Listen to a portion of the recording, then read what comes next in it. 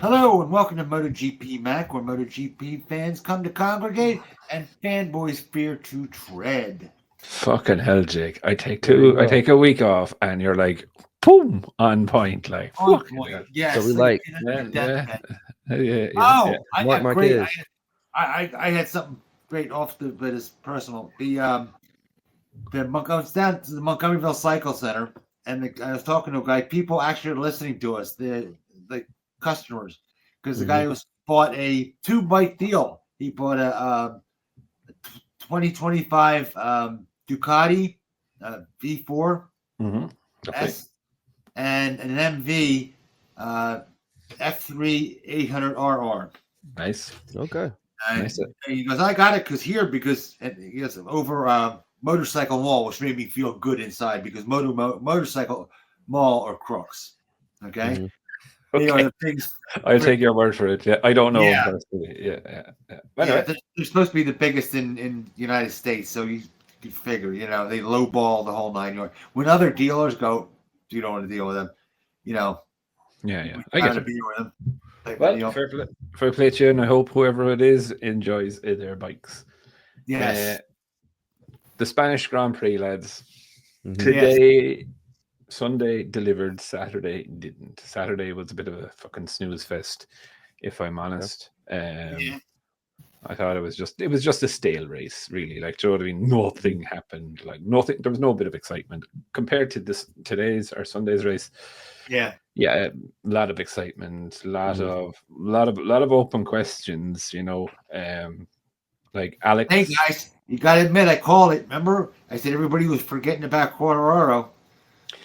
Yeah, like for me, I'm delighted, right? But Alex, we'll talk about Alex first because Alex actually took his first race win, right? Yeah. And I think that kind of trumps fucking anything out of it. Like, if you're a Spanish MotoGP rider, and you win your first race, which just happens to be the Spanish Grand Prix, Mhm. well then, look, you've just won the fucking lottery. Like, do you know what I mean? It Yeah. is that same sort of feeling.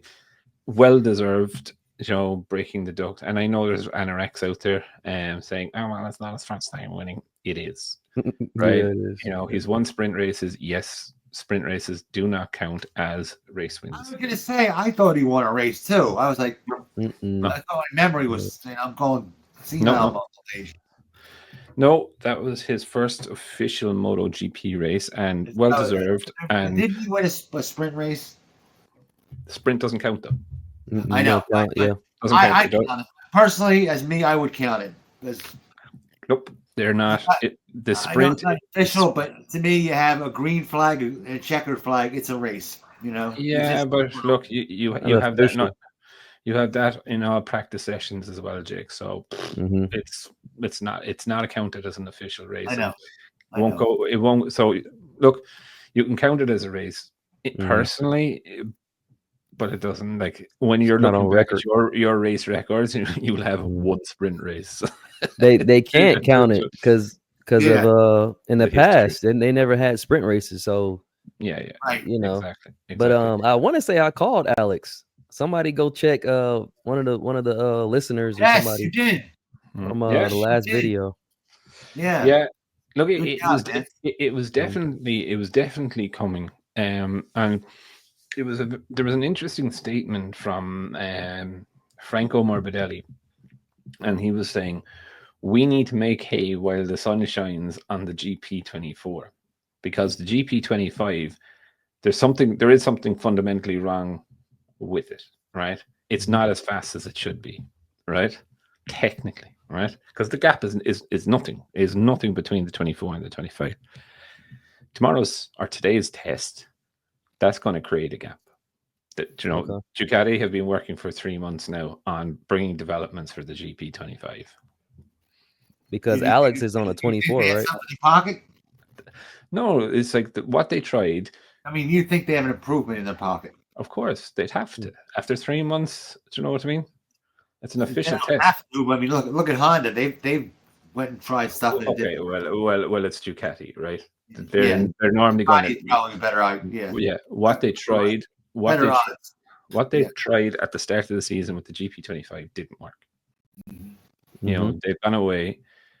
the official test is on today, right? So Pecco is delighted for it. Mark is fucking itching for it also. So realistically, something. if that does make a jump, it will be interesting to see what goes on. But anyway, Alex, well deserved. Very happy for him. And also, I have to say about Mark, I was very impressed with Mark, how he handled Alex's race win. He didn't try and overshadow him, and I'm not sure if he saw this, right? But he waved at him as he was passing him on the cooling down lap. He came down to Parc Ferme, he gave him a hug, and he fucked off again. Do you know what I mean? He let him take the limelight. And for you motherfuckers out there who say I'm biased against Mark, when I see something good, or he does something well, or he does something right, I call it. When he acts the asshole, I also call it. And it's called my opinion. And if you don't like it, fuck off. Anyway, so but look, for me, I thought it was really magnanimous of him. Now, Fabio Quartararo, he did probably the best race I've ever seen out of him. But saying that, he did nothing, absolutely nothing special, only start well. He just rode. He was riding that. He was riding that. He was, but he was 110%. He was riding curb to curb. He could ride the way he wanted to ride. He didn't have to have anyone flying up the inside of him. Chung, chung, chung, chung, chung, right? Yeah. No, okay. He wasn't battling in the middle of he wasn't right. And like he did with Alex. He was like, okay, Alex, you want to go up the inside of me? That's fine. I'm going to brake late. You're going to have to take a massive risk to come past me. Do you want to take a massive risk? And this is where I think Pecco didn't want to take a massive risk. Mark went off. True. Right? He knew Mark was gone. Right? He's like, okay, I just need the points. I need the points. But for me, Fabio's race, yes, don't get me wrong. He was putting that bike in ways, means, and shapes that the bike shouldn't have been in, and it should not have been up there. Like, it's a year and a half since Yamaha took a podium. I think India. Too long. India. Yeah. 2023. By the way, did you hear that when Quartararo said this setup we threw caution to the wind? I'm taking that as they turned up the horsepower and said if it blows up, it blows up. No, I think they just went with a shotgun setting, an old Valentino Rossi shotgun setting. That's what I think they Rossi went. setting. Here we go. The term shotgun setting. Shotgun setting is your fucking no DNF too, so it kind of no. We won't class Miller as a DNF. He didn't crash. Yeah. No, the bike messed up. If they had turned up the horsepower in that bike, there would have been smoke. There would have been smoke coming out of it, and there was no smoke coming out of it. So you can't really. They definitely put a shotgun setting in, and the shotgun setting is that something that you haven't tried before, and you're really fucking hoping that it works. The data is telling you this is the fastest, but you're all out of ideas, and this is the only thing you got.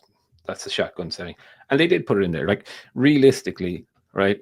When you look at Fabio today, Fabio rode brilliantly, right? He didn't ride over aggressively.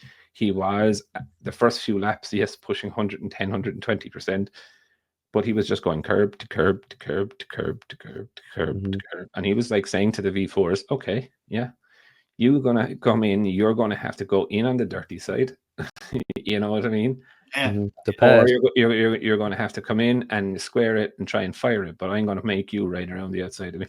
Right. And, I think it was brilliant. Pecco, yeah, look, there is something to him on that front end, and I get struggling. It. He is, but I'm kind of happy with him, in my honest opinion, because last year he would have tried to horse it up the inside of Quartararo and crash. Remember, he did. Remember, I think when he was battling with Marc Marquez last year, and Mark passed him, and then he just threw it in on the inside. And I thought they were going to crash because I think they touched a little bit, but that's what I want to see. I want to see him throw it on the inside and overtake. Throw the dice, right? Roll the dice. Yeah. Yeah. For Mark, I think it was a good battle with Pecco. I think there's manners put on each other with that battle, and they all know Mark isn't as strong in the first opening laps, and that's the time to beat him up. Do you know what I mean? Because he was flying. To be fair to him, he was flying towards the end of it, and you could see it as he was coming through the corner. You could see the rate he was trying to close coming through that corner. He was never going to hold it, like never, ever, ever in a fucking million years. Oh, in the when he crashed. Yeah. No. In when he crashed today. Quarter. No, Mark Marquez. Oh, yeah. Okay. Yeah, Mark was never, ever, ever going to hold it. And it's one of those things, and like when they were properly racing, bar bashing, everyone that turns around and says Mark is in Pecco's head. If Mark was in Pecco's head, he wouldn't have battled him today. He would have just fucking accepted. Okay, here he comes. Do you know what I mean? Yeah. And the bike is in his head. The bike is in Pecco's head. And I called this weeks ago, and I said that Pecco is more focused on the bike is not doing what I wanted to do than on the actual race and this, that, and the other. And it's still playing in his mind. But saying that, it was great to see Pecco and Mark 1-on-1 against each other, having a little bit of a ding dong while it lasted. Do you know what I mean? It kind of reminds me of him and Pecco and Martin in Malaysia, when we were all on the edge of our seats and like getting another bowl of popcorn ready, like, because this is going to be fireworks. But then it to be fair, it did kind of plateau out after that. It's good shout from Maverick Vinales too. I thought he rode well today. He did keep Pecco honest towards the end of it. But there is, Bastianini did release a statement about 3 or 4 days after Qatar, and he's like, we're not on the same bike. No, I don't have access to the bike that Maverick has. So, which something I called again about 3 weeks ago, and I told you that Binder, Acosta, and Maverick have gone back to the 2024 chassis and setup, and you can see it. You can absolutely see it. I thought Anea was the test guy. I thought he was testing. He is the test guy. Yeah. Okay. Yeah, that's what I thought. Mm-hmm. I think, he's the only one running the 25 chassis in the salad box and all of that stuff. Whereas the others aren't, which is a bit. They lost another salad box. Huh? So they lost another salad box. They took one away and they took another? No. NEA has the salad box with no wings. Whereas the rest are running no salad box at all in the old style exhaust. But still saying that, look, you have to give a shout out to Maverick. Like he was good 5, 6, 7 seconds, whatever it was, ahead of Binder and Acosta. Which Acosta is the darling in KTM, and he's making him look in the past couple of races, making him look very ordinary. Let's just call it. But saying that, this also led me to a kind of a question when I was, especially this weekend, I was looking at it. Is this the start? Like, has a deal already been done with Acosta and another manufacturer? Because Acosta's not riding it to the complete edge that he used to. Know. Yes, okay. I thought that myself. I thought it was my imagination. I thought he's not pushing 100%. You know what I mean? He's not giving it a result. Just seeing that. But like, okay. That type of thing before I made a conclusion. Yeah, but look, I was just kind of thinking, is it the way that, yes, okay, he's not riding to the 10/10ths anymore. Is he at like 95? Is it because he's trying not to crash? Or is it because he's already kind of half checked out? He's kind of like I have a deal done next year. And look, silly season is well underway, and we've talked about Mark during the week, and what about that 100 million? There was never an offer for Mark. Like, we all know who Honda are after, right? Do we? Yeah. So oh, okay. So maybe you don't. No, Mhm. maybe you don't. So Honda's dream team is Toprak Mhm. and Acosta. They've Okay. offered a $14 million for a 2-year deal with Acosta. See, there's so much misinformation. I don't know what to believe when I Yeah, see I thought stuff pop up. $14 million a year. No, 14 for a 2-year deal, or 40 million for a 2-year deal, with Acosta. Now, listen, there's also other, like, there is an awful lot of misinformation going on out there, right? And like, it is approaching silly season. There's a lot of riders out of contract this year, and next year, and there's a lot of uncertainty about the rule changes.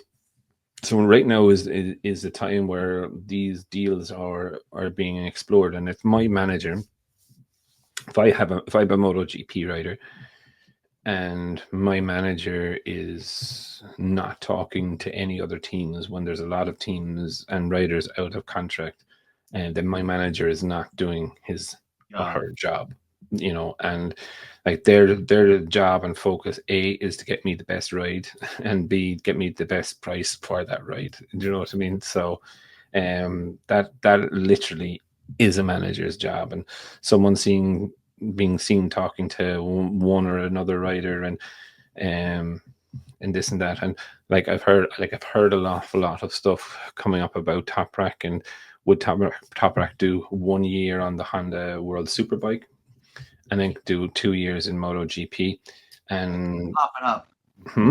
Yeah, that keeps popping up. See, the reason that keeps popping up is because of the tire change, right? Toprak has only ever ridden on Pirelli, really, right?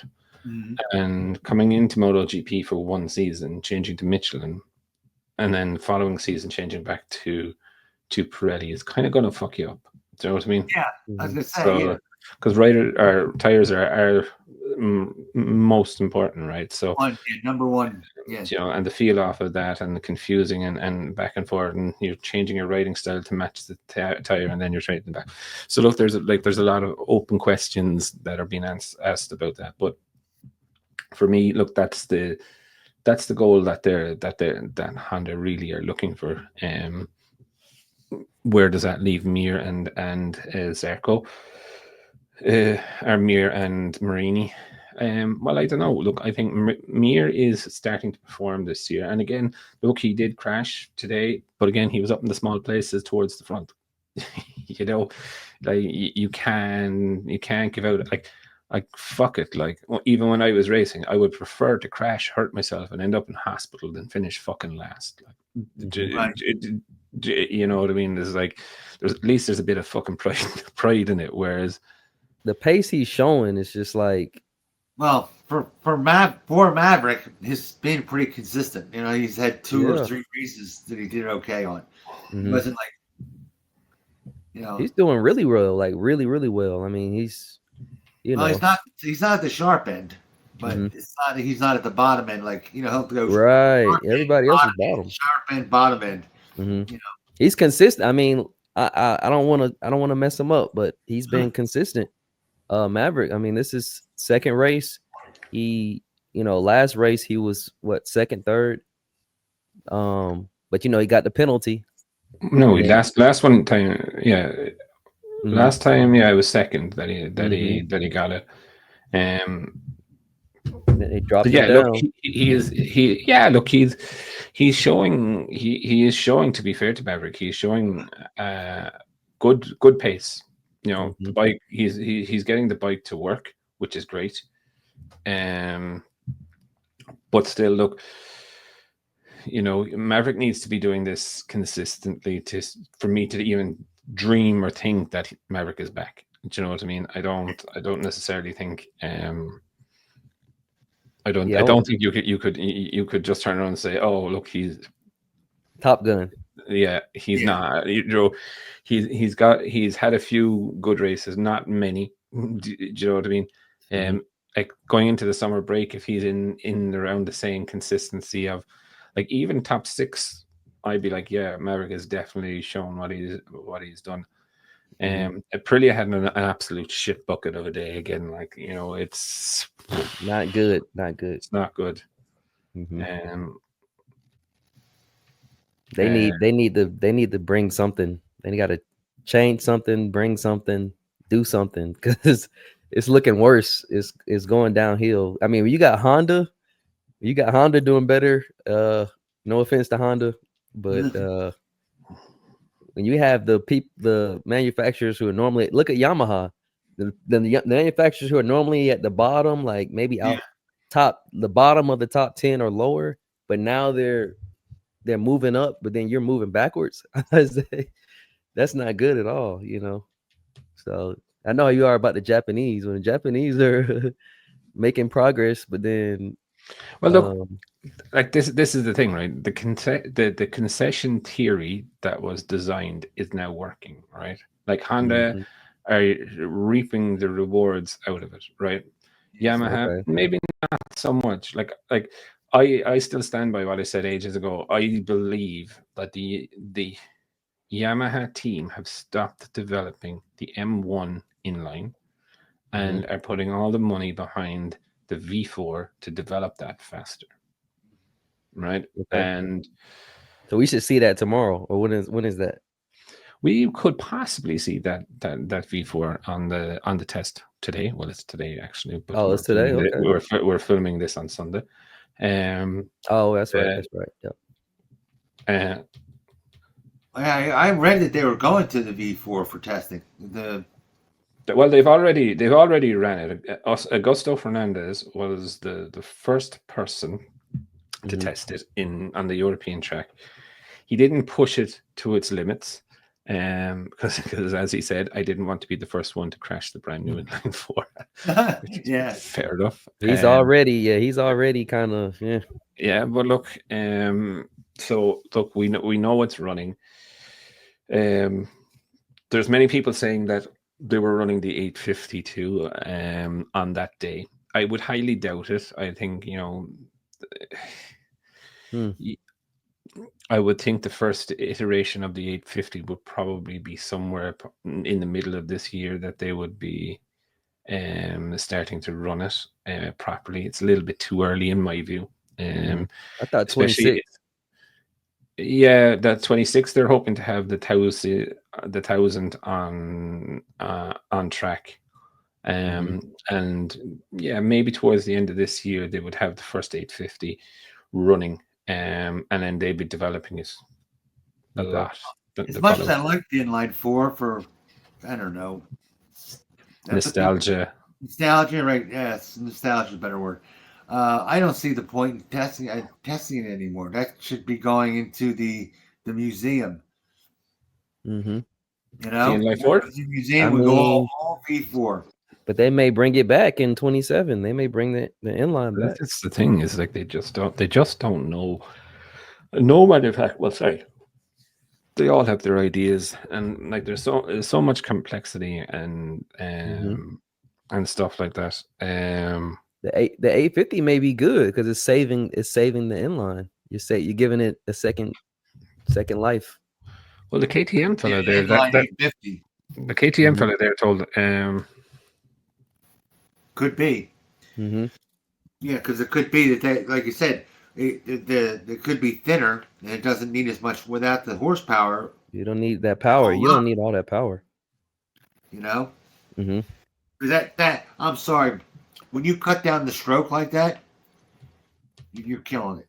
You know what I mean? You're killing the Is that bottom end? I can't remember. Yeah, you're cutting down the bore. Yeah. Mm-hmm. So they're doing so. The only people I think that's really going to affect is the V4. You're taking away from the power of the V4 when you cut down the bore. Yeah, because that's what's because you want it the rev, and then that kills the revs. Not like last time. The last time when they had the 800cc, they just made a huge bore, ran this RPMs up, and you're back to, because remember, an engine's like a pump. Okay. Mm-hmm. The higher RPMs, it pumped more air and more fuel. Pumping air and fuel in it. Yep. Right. Mm-hmm. So therefore, you got the same horsepower out of it. This is not the case because you just can't. The RPM ceiling is going to be crushed. It's going to be cut. Yep. Yeah. That sounds. Oh man, this is going to be interesting though. I hope I hope they Yamaha stays with the inline in 27. Yeah, because you own an inline Yamaha. Mhm. Yeah. Look, it will be interesting to see once the Regulations. yeah. Mm-hmm. It will see. It's just going to be interesting. Yeah.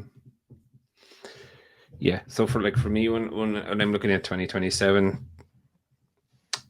yeah, I think we could see some inline fours. I think I know KTM were looking at it originally.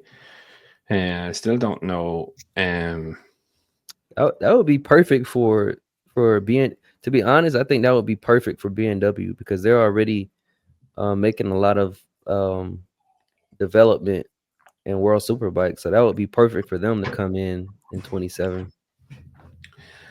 I don't think it matters to BMW really, whether Yeah, it's it inline doesn't. or They don't V. care.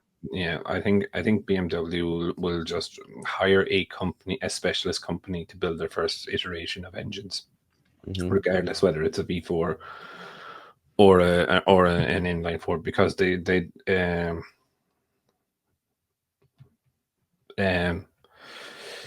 so I don't really think it will matter. It is an interesting thing. Will they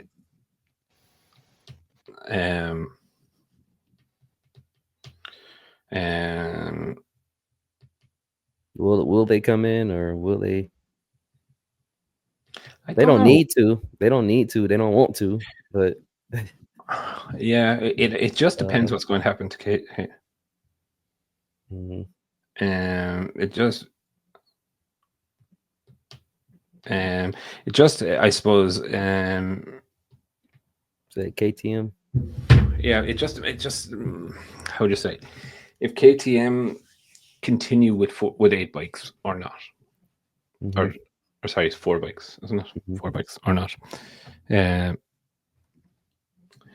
It just makes that's the crux, right? Because obviously, if they don't, then there's space for them. I don't see Dorna opening up. I don't see Dorna opening up another limit? 2 slots, the slots for BMW. So something's going to have to happen. Whether that is, is it a limit on the bikes on the grid? Are they stopping at what are 23, 24? Yeah, it's the volume. It's the volume of bikes. So I think there's 22 slots, and each team has to have 2 bikes. So realistically, I don't see VR46 selling up. I don't see Grassini selling up. Trackhouse maybe. You know. And on these next 2 seasons, this season and next season. Then you have the only other option is like Hervé Poncharal Tech 3. No, do you know what I mean? So what is it going to be? Is that it's going to be? Are we going to get into a situation like we have or had with like what it was years ago at Aprilia and Grassini? Because like if you look at BMW now, right, in World Superbikes, their effort is run by Sean Muir Racing. It's not actually factory full factory employed BMW. So wow. So it's actually Sean Muir Racing from the UK is actually running that. So I think it would be a little bit interesting in that way. But again, look, it's interesting to see if BMW come in. I know they're threatening to come in for ages. Since for literally a decade. Yeah, but they don't want to lose. If they're going to lose Top Rack, possibly, so that's going to be a big hit for them. But I think they've gotten what they wanted now, though. Do you know what I mean? They've come in to World Superbikes, with this whole bravado of we're going to go win this, and then we're going to go to MotoGP, right?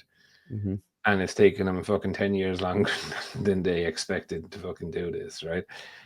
Now at least they can walk away from all types of racing, but saying, well, yeah, we came in, we said we'd win the Superbikes Championship, and we did. So technically, we haven't failed. Did Okay. you know what I mean? So like,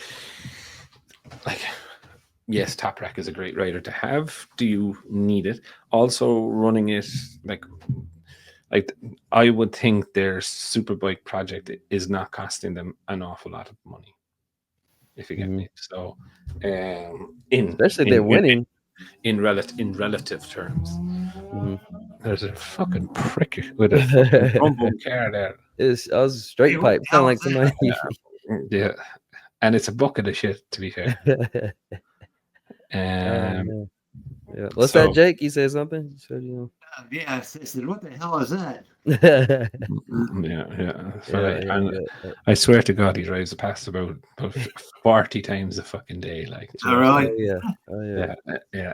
At least they started riding again. The weather got up enough where you could get on the bikes and fill them all full of gas. Mm-hmm. So, and test the new stuff. The Aprilia, I put all the money into it, and different suspension and all that. Oh, it's a beast. You know, I have every body part for the F4 or I just want to see you doing a wheelie on one of them. Yeah. That's all I want. Jakey Boo doing a wheelie on one of the bikes. I did. You know what? I had a hell of a time doing a wheelie. I was trained to not wheelie so much. Like I go, and I kind of had it jumping on the nose. I can't get out of it. I've done it. Man. I power wheelie. I go boom. Okay, no clutch up. Yeah, but that clutch up, that little sound of the clutch up, like, I like that. Yeah, pop it up. I don't pop up my wheels. I just gun it and go. No. One thing that's good, I can come off the corner and get the optimum amount of acceleration because I keep that wheel that high off the ground. You know, just tickle the car. That's electronics, Jake. I can do it without the electronics. So thank you very much. That's limiting it. Yeah. That's good though, man. You don't want to, That's your electronics. I could do that before the electronics. I can remember. That's what you want.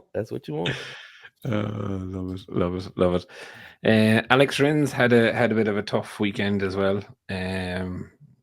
He found a fracture in his wrist. Oh yeah, that crash seemed really bad. He hit the fence, right? He hit the air fence. Yeah, him and Morbidelli did hit the air fence, and lads, when they start hitting the air fences, that's really that puts the shits up me. Like, do you know what I mean? I knew that would bother you. I knew as soon as I saw that. I go, Mac to be talking about that. Safety. Mac is the safety. I'm not, man, but fuck it, like he has a little stash in the back. You don't see. He has the little orange stash. Huh?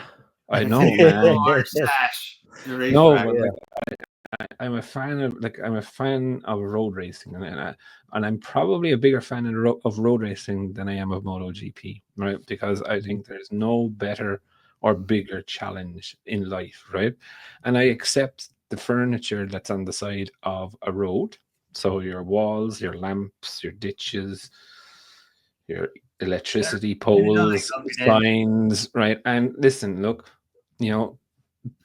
they do absolutely everything possible so that if you come off a bike, they try to make you hit something soft, right? In an area where you can't hit it. So whether that's a hay bale or, thing. But I just think in the pinnacle of the sport of what we're in, a rider hitting, and it's okay because we have a fucking air fence.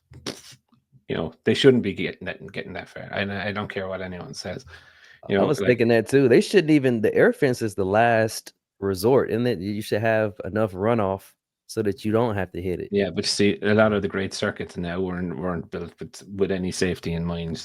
You know what I mean? They're put into a small, and look, that's what makes them absolutely epic and unique. And there's a number of things that you can't do for safety. And of course, look, you get on a bike and you're taking a risk.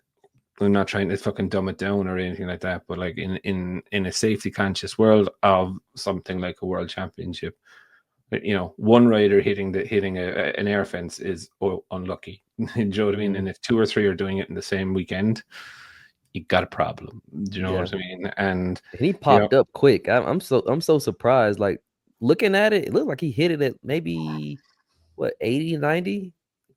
miles an hour, and he just popped right up. I was like, "Whoa, how did He he was do?" he was definitely over the speed limit anyway, right? That Yeah. there's no doubt in that. But again, look, I always go back to Nicky Hayden in Aragon. God bless him now, right? But Mhm. like, does anyone remember when he hit the barrier and went flying over? Yeah, do you remember that, Jake? Yeah. Yeah, it Nicky was just Nicky Nicky Hayden. Hayden. And if you don't, just go. It's one of the funniest moments that I've seen, but it's also one of the moments where motor racing just shows you, you know, the stupidest thing can happen to the best riders in the world and make them look Oh fucking yeah. idiots. Yeah. Do you know what I mean? And like, he went through that, ran off wide, and T-boned into the fucking barrier and over the front of the bike. He went like out the front door. Do you know what I mean? And Yes.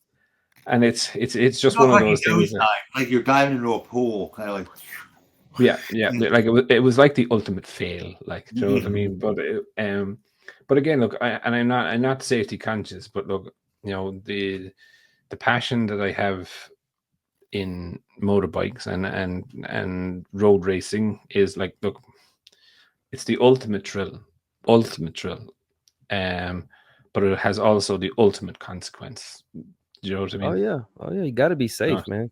And Yeah, if you but can they get, are safe. I mean, my God, if you look at what the speeds they're doing and the act that they're doing, Mm, uh, the fatality rate is so low. Yeah. it is Look at the very. TT, right? The TT. People Oh die no, every year at the TT, right? No, I'm saying MotoGP. The yeah, MotoGP, yeah.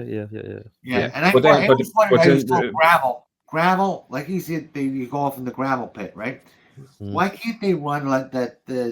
Tires. You ever see when they take tire the schoolyard? They have tires that they chew up and throw down. yeah. Oh, the tire wall. Yeah. No, No, no, no, no, not the no, no, no, tire no, wall. no. They're empty Instead of the tires. gravel, you put in a kind of a tire pit, really. A Yeah, tire. It's all little marbles of tires. yeah. And I got to see yeah, that. I've seen those. But the rules state that it has to be a certain type of gravel with a certain oval shape and stuff in it. So, look, like, Yeah. again, look, tire gravel traps and all of that, they do work, right? Unless in the rain. But Hmm. at the end of the day, someone shouldn't hit an air fence or any sort Right. of fucking fence out there. You know what I mean? At the end of the day, when we're looking at it, and unfortunately, the bikes are going so fast now that once a rider used to fall off and they'd fall 20 or 30 feet from the bike, now it's 60, 70 feet from the bike. Do you know what I mean? And this is the speeds that we're carrying through the corners. They're gonna increase with the new regulations, the speed through the corners, but hopefully they won't be traveling as fast down the straight and through those fast corners as they would have been. So it will be interesting to see what they've done. They have done a great job on it, if I'm honest, on safety. Yep. And it's one of the things I always laugh when I see Jack Miller lately, and I don't think a lot of people have copped this, right? But Jack is wearing Dainese leathers, Hmm. and he's also wearing an The Alpine helmet. Stars helmet. I noticed that. So, Yeah. two of the major brands for Mhm. motorcycle protection gear, and he has them both on. Whereas normally you wear Dainese and an AGV, or you wear Alpine Stars. He's getting a check. I wonder if he's getting paid the two different. Well, I would definitely think they're sponsored. But Mm. yeah, I just thought it was funny that only Jack Miller would get away with doing something like that. Oh yeah, one of a kind. Jack Miller's. He's Yeah, one of a no, kind. yeah.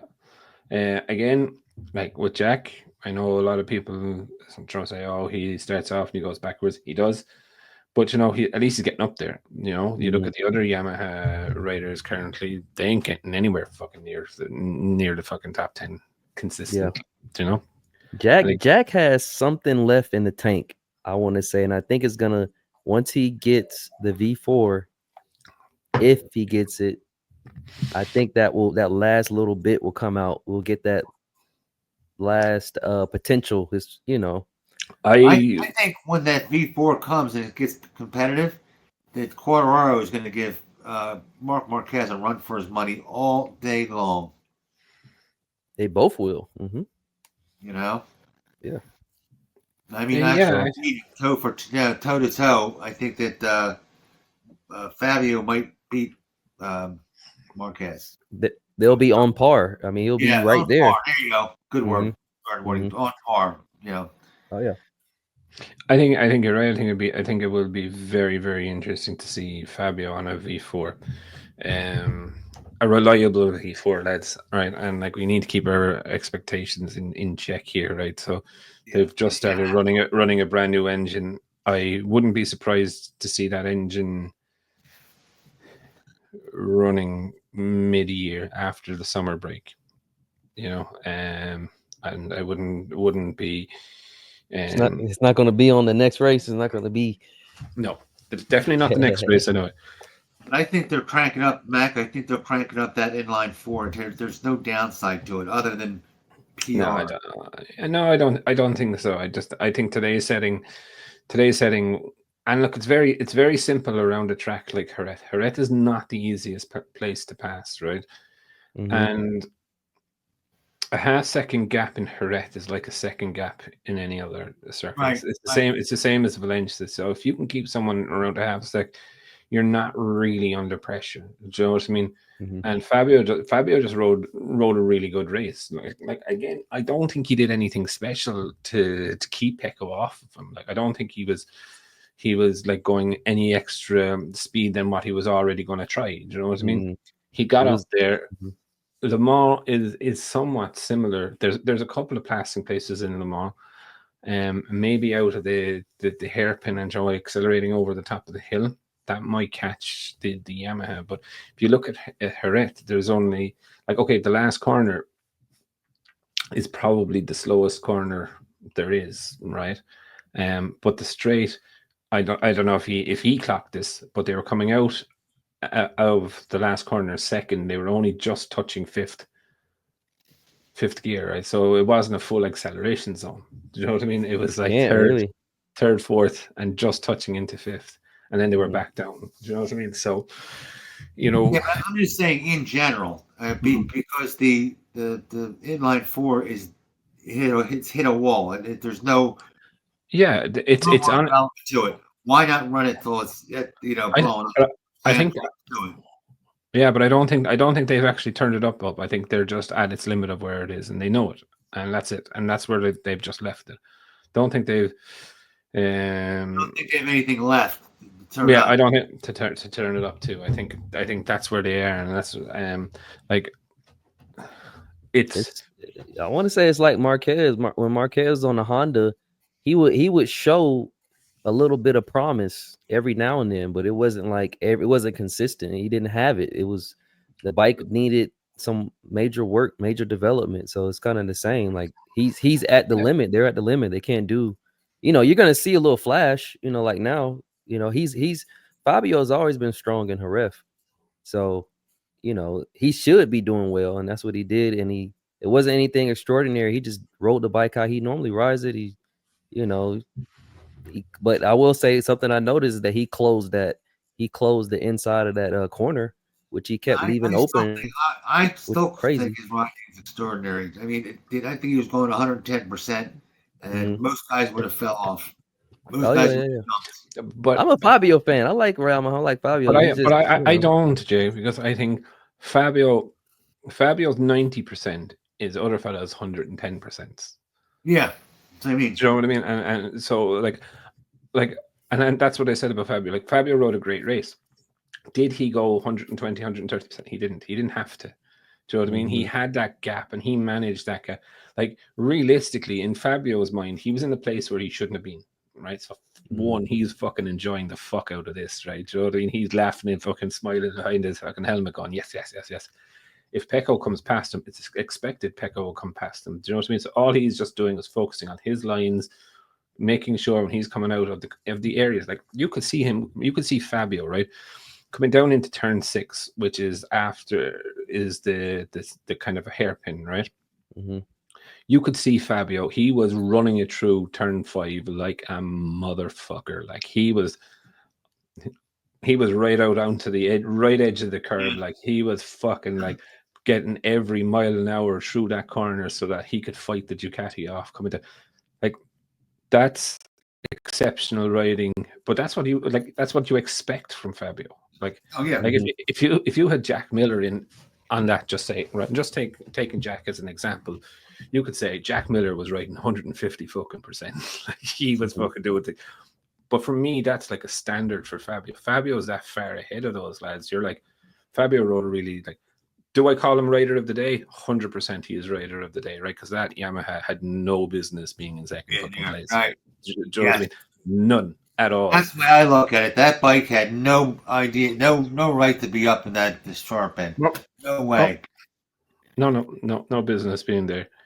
Any other track with a longer straight, he wouldn't have been up there. I don't know. Yeah. Mm-hmm. Goose. And like that's what I was saying. Like coming out, like the two major turnings are passing opportunities, right? Was obviously turn 1, right? And Fabio did really well getting out of turn 1, but the straight into turn 1, it's not a full acceleration zone. Mm-hmm. The only full acceleration zone is coming out of turn 5. Now they come out of turn 5 at high speed, right? So it's not as damaging for the inline 4. And you saw him. He rode right out to the edge of the curb, and then he pulled right across to the right-hand side of the track. And he's like, right, if you want to pass me, you're going to have to go a long way around me. Yeah. And what fucking happened to me yesterday when I tried to go a long way around someone? Do you know what I mean? So, again, look. I know Jay tried it one time. He went to try to go to the outside all the way around. Yeah. I thought he was going to go down at that point. Oh, yeah. I thought Sunday's race was much better than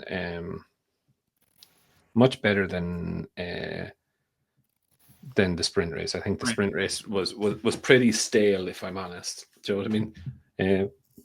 But saying that, look, that's how it sometimes it is brilliant or it's boring, and sometimes they get stretched out, and we see that even with Valencia as well. You know, we see Valencia is one of those tracks. Now, in the test, are we going to see the V4? I don't think we're going to see the V4 in the test. But then saying that Yamaha are going to Valencia Tuesday and Wednesday of this week in a private test as well. So I think Mr. Fabio could get his hands on the V4 those days. Not 100% sure. But I don't think we'll see the V4 before the middle of the year on a GP weekend. So we won't see it at all this year? No, we'll see it midsummer, I would think, just at the summer break. And we have to remember this, right? Next race coming up is Le Mans, which is Fabio's home race, right? So they're not going to go unknown into that. Maybe Britain. Maybe we could see Jack on it in Britain. I don't know. That would be good. Yeah, but for me, the way I see it, and I've said this before, the way I see it is that they should bring it out as soon as possible and just fucking run it. And the more miles that they can put on it before the end of the season, it's free testing. Free testing. That's what I'm saying. They're better off bringing it to Mugello. No, that's probably the worst place that you would bring a brand new engine. Why is that? Why you say that? It's to blow up. Yeah, but when they remember, right, and this is the thing, they do still have to homologate engines, right? So if they're using an engine, they have to seal an engine. It goes against their engine count. So that's where they're trying to be a little bit cautious. Let's just call it, right? Is that they don't want to come in and blow up engines and then have penalties and all of this shit at the races, right? But Mugello, when you come up towards when you cross the line, you cross the pit lane exit, there's a little rise there, right? And there can be funny things happen to engines under extreme G-force, right? And you're not going to try and introduce an engine that you don't have an awful lot of technical info on in one of those circuits where even the engine is under massive G-force stress, or the oils or liquids or whatnot. So, who's the fastest track in Italy? Is it Mugello or is it Misano? Mugello. Mugello. Sorry, the Mugello. longest. The straight in Mugello has the longest one. Mhm. And just something just to touch on, right? So I'd be very passionate about the MotoGP tire pressure rules, right? I think it's fucking stupid, and I think I think it's this, right? But people are talking about, and I did a video, and they were like, "Oh, when was the last time you saw a tire failure?" Well, I fucking saw a tire failure. I've experienced a tire failure. And you must also understand that Michelin don't actually get paid for tires, to supply tires. This is a whole massive cost. So this is a big branding exercise. And Michelin don't want their tires exploding and killing a MotoGP rider, right? So, so Michelin have put in a thing to the teams and said, do not run these tires under X amount of pressure. Okay. Mhm. And teams have said, well, fuck you. We'll run it what we want to do. Right. Right. And I always go back to Ayrton Senna's death. Right. And the Williams Formula One team, who designed and built the car and all of this, were the ones on trial for Senna's death. Right. Because of there was a malfunctioning steering wheel. So it is the exact same thing in all of this stuff, that there is a legal obligation to a manufacturer of any motorcycle part that you're saying to someone going out here, and if they know that the tires are not designed to run below X pressure, they have to turn around and give a warning and say, do not do this. And the problem came to is that no teams were abiding by it. So the only logical thing is that a rule has to be put in, because the teams are doing. So for just so people understand, it's not, Michelin gave a recommendation, the teams dismissed it. Michelin raised a valid safety concern to the FIM, and the FIM had to ask it and act on it. If the teams had played ball, this wouldn't be fucking here. Now, how the FIM have chosen to govern it is fucking retarded, right? It's just stupid, right? Again, the race starts at 21:02:59. What was everyone's tire pressure at that point? If it's set right, then that's it. Boom, boom, boom. That's it. That's it. Yeah. And they know instantly at that time, well, Jake, very sorry, kid, but your tire pressure was under minimum. Ride-through penalty during the race. Done. Yep. No. Finish the race and then hit you with a bunch of penalties for something you can't control. That doesn't make sense. It's very. As a defense, you can say it's uncontrolled variables. You can't have somebody responsible for something that that they cannot change. Right. Yep. Even in a court of law. So there's a regulation within MotoGP, right? And this is just for anyone thing, right? There's a regulation in MotoGP that I think it's 3 minutes before the race starts, you have to have your tires fitted to your bike. Okay, so let's just say 2 p.m. is the race start time. At 1:59, what is the pressure of your tires? Do you know what I mean? There's a very simple way. And if it's below the minimum at that stage, boom, you're done, right? Right. No one has to do anything about it. Now, what I found very interesting today in Sunday's race was Michael Laverty was talking about tire pressures. And he said that at the variant in tire pressure, where do you start? So he was like, for the likes of Alex Marquez, who was in the second row, if it's 1.8 bar, just say, right?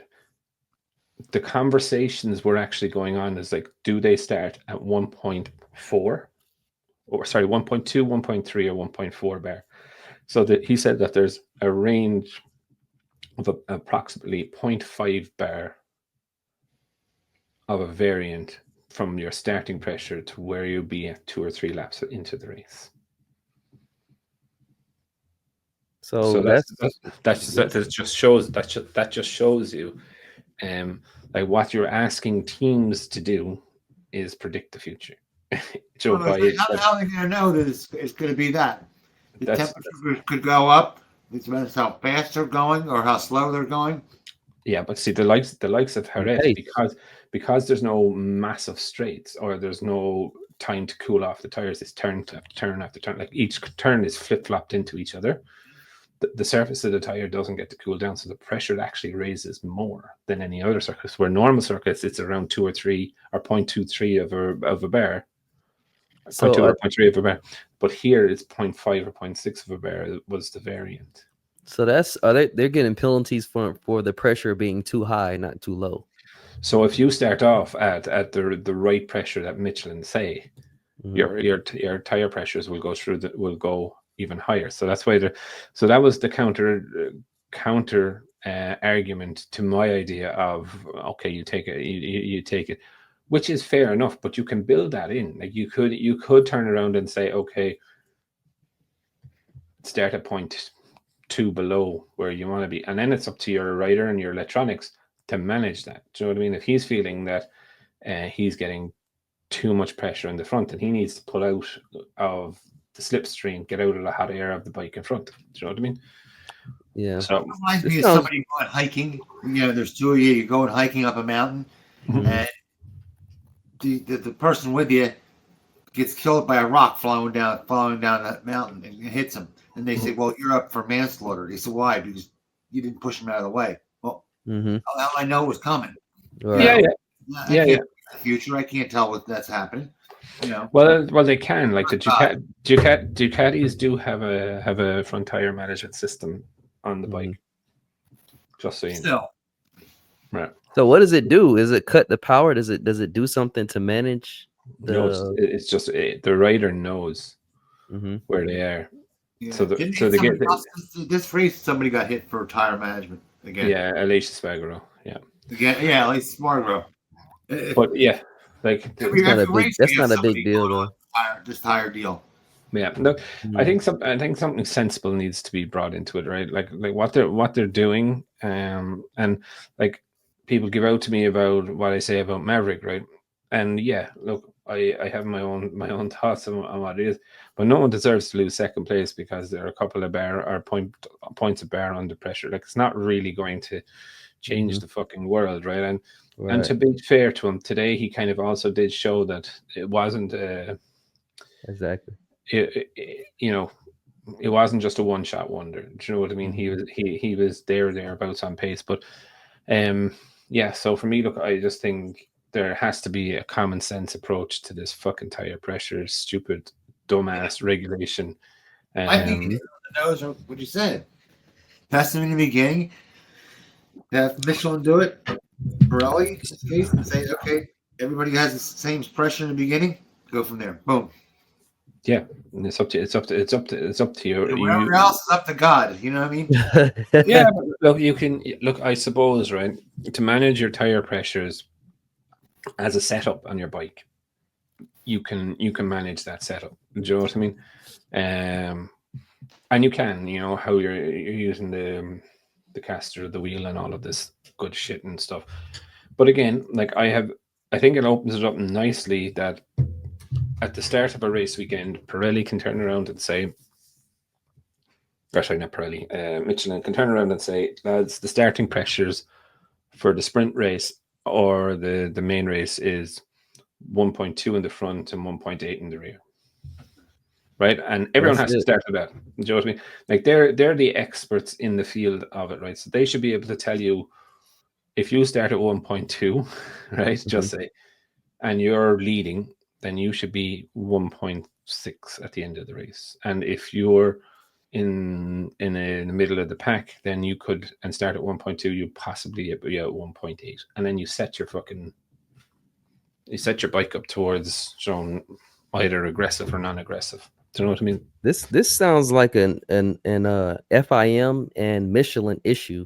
if It's they set not, it at a certain number and it comes out of that number, that means that the tire needs to be, you need a different tire, right? I mean, if it's get the pressure is going too high, you need a harder tire. So they have to say, hey, you're required to run this tire on this race. where it's come from actually is Michelin don't want to redevelop a new front tire for. That's what it MotoGP, sounds like. right? That's what it's. But But you're that's penalizing the team. You're penalizing the riders for that. you are, but like if your contract is coming to the end of its term, right? Well, you're not going to spend 100 million or 200 million on a fucking tire. That's for a year. You know, like, let's also be very fair, right? Like Michelin, I've heard it costs in around Millions? 35-40 million a year just for MotoGP, right? Oh man, it's not cheap, right? So then now you have to go and redevelop a tire for regulations where, like we've seen it especially over the last 5 years. Mm-hmm. Every year, Michelin are trying to predict what levels of downforce, side force, all of this that teams are going to bring, right? Like, remember, it's a standard tire, right? If they were designing a tire for each team, very, very different, right? But they're starting to do they're doing a standard tire, right? And let's be very honest. Go back 2 years ago, Ducati's aero downforce versus Honda's or Yamaha's aero downforce were worlds apart. Mm-hmm. Worlds. So like, how do you build a tire even like that and satisfy everyone, right? But at the end of the day, and I kind of want our listeners to know, the reason this rule is in here is because of the teams. They voted for it. No, they didn't. They just acted the fucking dickheads and did not listen to what Michelin told them. You're only allowed to put, our minimum tire pressure is this. Multiple teams were caught starting way below the tire pressure or the minimum requirement in the tire pressure. So you get a penalty. No. So as I said, Michelin came out with a recommendation every race again and said, do not start below this. But the teams are saying, fuck off. We are, right? Mm-hmm. Which, if something did happen, Michelin were open to being sued or put up for manslaughter and all of this fucking rigmarole, right? And it's a legal thing, right? Mm-hmm. So if Michelin knew teams were doing it and didn't raise it as a safety concern to the FIM, then they are technically, responsible. Mm-hmm. Right? So if something does happen to someone, you say it's Michelin, it's that tire. Michelin, no. But they knew about it and they didn't do anything about it. That makes them liable. Right. Right? Now, if the teams played ball and were not acting the bollocks, then we wouldn't have this rule today. So I 100% bring it back to the team started doing this. And it's not up to the team to decide what is the minimum tire pressure. It's up to the manufacturer of the tire. Right? You buy a motorbike, you take off all the safeties and all of this in the ECU, you voided your warranty. You got they do that on the street tires. They have a maximum PSI, and if you go over that, I guess that's on you if you get hurt. Well, no, it's not that. It's basically, it's a manufacturer recommendation. It will void your warranty or any responsibility, right? But genuinely, what was happening was the teams were all doing it, and Michelin were getting pissed off of not being listened to on their product, and they had to raise a genuine safety issue of they're not doing this. FIM, you need to step in. So realistically, every one of us hate the rule. Mm-hmm. The reason the rule is there is because of our teams. Teams would not abide by it. And yes, they can send a MotoGP rider out on their bike 100%. That's anything that's built by them. But I'm afraid to tell people the tires are built by Michelin. Michelin is a company, and a company will always need to protect itself legally from any sort of thing. And You know, and that's fucking it. And we've seen tire failures, we've seen tires chunking, and we've seen all of this stuff, man. And all it takes is one, just fucking one, and then you're going to be up the fucking shitter with it, right? And we don't tend to hear, to be fair, when a rider, like, I know of a rider in the Isle of Man who was hit by a safety car or a clerk car, right? You never hear about it, right? I haven't. Exactly, right? Because you don't hear it when it goes legal, right? You don't hear about all of these things, or you don't, like in the Isle of Man, you know. And again, as I said to you earlier on, like I absolutely adore road racing, right? It's the most fucking thrilling thing in your life you can ever do, right? Okay. But you know, like as you said, the Isle of Man, there's crashes, people are killed. You know, you don't read about the inquests into it, you know, that happened 6 months later, all of these stuff. Like there's so much more than, you know, some fella crashed, he went flying along the road. You know what I mean? Same with in MotoGP, a tire pressure fails or engine fails or whatever. Like if a Yamaha, if an engine seizes and a rider is killed, you could be guaranteed that manufacturer is going to be fucking sued by the. That sound like Maverick on an Aprilia. No, but it doesn't. No, but my point is that, like, there's always these ramifications, and just because we don't know about it, they do exist. And any company that would have a product in MotoGP will always have to make sure that they are protected. They have to protect themselves, because if they get sued, if they have to do 1,000 lawsuits, and they will go. It's the financial thing of, like, look, all companies will have insurance and all of this, right? So it's not the monetization part of it; it's the brand. Okay. Your brand of tire disintegrates on a racetrack. That's seriously fucking damaging to your brand. How many, like to be fair, you watch a tire chunk or destroy itself as a normal.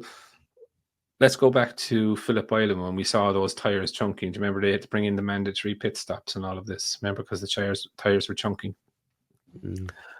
And you look at it and you're like, oh, I'm about to buy a set of tires for my bike. It's fucking definitely not Michelin. Oh yeah. I always like Pirellis. But no. I originally bought Pirellis and they sucked when they were Pirelli. They tell you that? Yeah, went out. Strangest thing. Go out. I see Pirellis on sale. I buy them. Going 50 miles on, like, almost on the nose, and all of a sudden the tires start shaking. And this tire is split right down to the cords. Right down the center of the tire. Brand new tire. Bring it back. Nurse it back. Put Dunlops on there. A year later, it was even that. Dunlops wear out. See the sale on again. No, really? It was 2 years ago. 2 years. I said, well, they got to have fixed it by now, right? It's such a big problem. They said it got recalled. Went out, 50 miles on the nose, split right down the middle. Same exact tire. I heard Pirellis aren't designed for. But when Messler took them over, or Pirelli took over Messler, that's the bigger company, they seemed to straighten out, and they've been skyrocketing ever since. Yeah, I normally I am split, actually, between. My favorite front tire, I should say, is the Michelin 2CT. That's my favorite feel of front tire, and then or the Dunlop. Yeah, Dunlop. Yeah, I found it a bit too hard. The 2CT though squished just enough for the roadside ride. and how I ride. I And got the Pro Metzler Pro T, whatever the hell it is. And I like those because they heat up instantly. Like they heat up right away. Yeah, you need that. You need that. And they have good grip to them. Yeah. Now the 2CT was an old tire. I'm not sure have they fucking replaced it, but I keep kind of going. Occasionally, I keep going back to that for the summer. I don't like Bridgestone. Not only do they have less grip, but they wear out. Yeah, I had I think it was BT16s or something, and this is the weirdest one. They gave fairly good grip. They took a bit of time to warm up, but they made a weird sound with the front fender of the bike. Huh? And it was just a noise. It's like the arrow, the wind, the tire tread, and the way my front setup of my bike was. It made and it fucking drove me mad. And then bad luck. Yeah, so explain that one. It makes the whistling noise. No, I remember I went back to my friend who put the tires on for me, and I was like, "There's something fucking wrong with it, man." And I said, "It's like, I don't know." I said, "I've taken the wheel off and I put the wheel on again, and and I said the direction of it's fine." And I said, "You take it out and just is it in my head?" And he came back to me and he's like, "No, man." He's like, "It's definitely something." So we took an old tire, an old Pirelli Corsa, and we put it onto it, and it was gone. So it was the threads of the thing. So, so he gave me what I bought Dunlop that time, and I did like them. But my favorite one my favorite front tire is a Michelin 2CT. So everybody loves the new Dunlops, especially the 5s. Yeah, Q5. Well, yeah, it was. Yeah, they're fine. Yeah, but look, I if anyone actually knows what's the latest version of the 2CT, I'd still probably say they still fucking make them. It was about 2 years ago that I bought a 2CT. Somebody put it in the chat. Yeah, because I have Dunlops on the R6, which is the last generation of a proper R6, lads. I just say to you, no fucking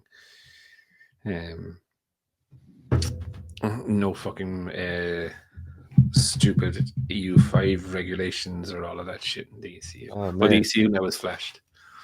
Yeah, it was funny. Okay. I always get giddy when I ride it because she's fully tuned to BSB and British Super Sports spec, or so BSS. So so she idles at like between 1800 and 2100. Yeah. So yeah. So I say, by the way, I keep saying people buy bike now because the EPA's creeping up. BT Moto is popular, very popular over here for a tuning shop, and they're now tuning. Get this, gold wings. Yeah, because gold wings, because the damn, they need it. They're infringing on the way the bike rides. I mean, the way the thing runs. Yeah, well, to be fair now, like the fucking Goldwing is a tank, right? So you need every drop of fucking horsepower you have to actually fucking move it. Like, heavy too, isn't it? Well, any bike that has its own reverse gear is fucking. Right? It's not a real bike. It's a two-wheel car.